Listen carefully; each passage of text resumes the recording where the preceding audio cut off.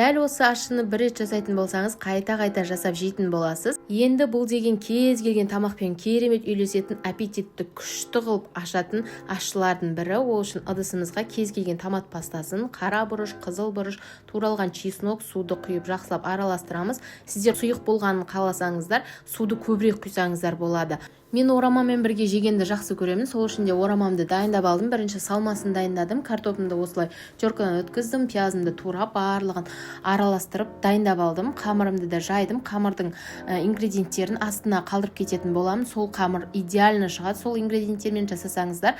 Енді қамырдың арасына майды жағып, фаршымды барлығын тегістеп жағып шықтым да, мен бір қамырдан 2 ханым шығарамын. Осылай барлығын орап дайындап алдым да, барлығын мантаваркаға орналасып шықтым.